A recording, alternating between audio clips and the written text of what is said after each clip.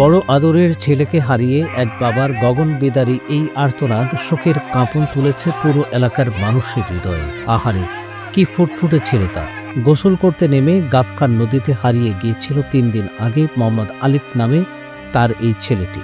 30 March সোমবার দুপুর হঠাৎ গাফখান নদীর বুকে ভেসে ওঠে তার নিষ্প্রাণ দেহ।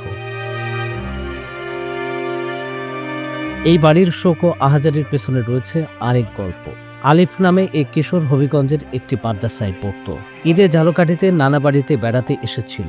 28 মার্চ শনিবার নানা বাড়ির পাশে গাফখান নদীতে গোসল করতে নেমেছিল ছোট ভাই ও খালাতো ভাইয়ের সঙ্গে। তবে আলিফ সাঁতার জানত না, সে টপ করে পানিতে ডুবে যায়। ফায়ার সার্ভিসের ডুবুরিরা 2 দিন ধরে খুঁজেছেন। ডুবে যাওয়ার স্থানে নদীতে তন্ন তন্ন করে দেখেছেন, আলিফকে পাননি তারা। 3 দিন পর ভেসে ওঠে আলিফের ফুলে যাওয়া দেহ।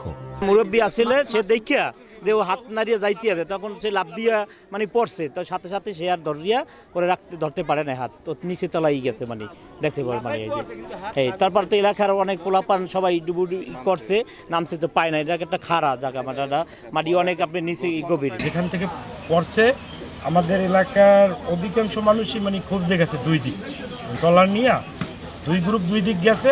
আমরা এখানে ছিলাম যে এখান থেকে উঠতে পারে এরকমের ধারণা, টাইম হয়ে আসছে। তো ওই আমি দেখি না, ওই যে আমাদের এলাকার একজন বসে যে ওই যাইতে আছে, তো আমরা দৌড়ে সবাই গেলাম। আমরা লাইভও দিছি, লাইভেও এটা ওই রকমেরই আছে অবস্থা, আমাদের লাইভ চেক করলে পাওয়া যায়। তারপর ওই দেখলাম একটা ছোটো যে নৌকা আছে না, নৌকা নিয়ে 4-5 জন যাইয়া ওই ট্রেনে তারপর পাশে আনছে। এই যেখান থেকে ঢুকছে ওইখান থেকেই উঠছে। নানা বাড়ির উঠানে খাটিয়ে রাখা হয়েছে তাকে। এই কষ্ট কোনোভাবেই মেনে নিতে পারছেন না আলিফের বাবা।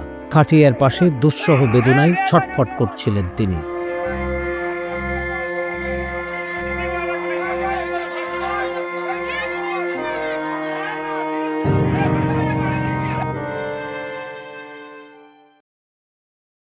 বাহাত্তর ঘন্টা ময়েশ্চার লক সমৃদ্ধ লিলি বডি ওয়াশ, শিয়া বাটারের গুডনেস স্কিন রিপেয়ার করে রাখে সফট ও গ্লোয়িং।